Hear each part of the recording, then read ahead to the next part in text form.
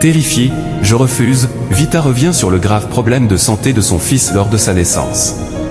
Vita a très mal vécu la naissance de son fils Adam. Face à la maladie, et un risque vital, la chanteuse a été très angoissée. Heureusement, tout est bien qui finit bien. L'accouchement traumatisant de Vita. En 2024, Vita a fait le choix de mettre sa carrière entre parenthèses pour se consacrer à sa famille, notamment ses 3 enfants.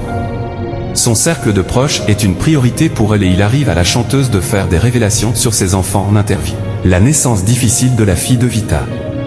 Vita est maman de 3 enfants, Liam 13 ans, Adam 10 ans et Noah qui a bientôt 3 ans.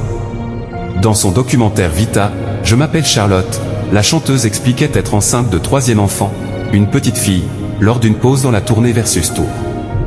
Son accouchement a été particulièrement compliqué. Elle raconte face caméra, sa naissance a été traumatisante pour moi. Ma fille avait avalé beaucoup de liquide amniotique et ne parvenait pas à respirer.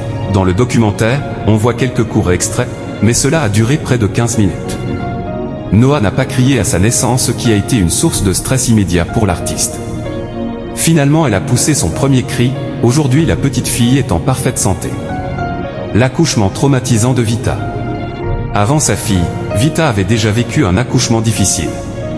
En interview pour Paris Match, l'ami de Slimane est revenu sur la naissance de son fils Adam en octobre 2014.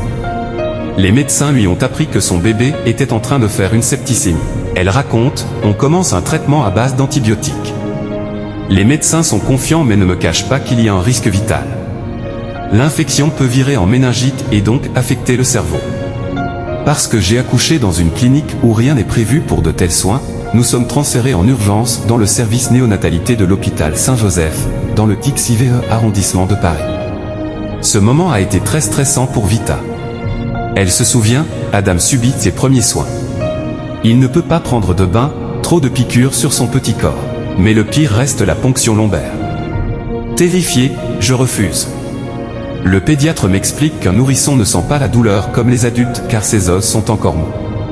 Alors l'angoisse laisse place à la culpabilité, ses souffrances, c'est ma faute. Je me prépare à le perdre. Heureusement 8 jours plus tard, Adam était sorti d'affaire, et sans séquelles. Aujourd'hui c'est un petit garçon en pleine santé.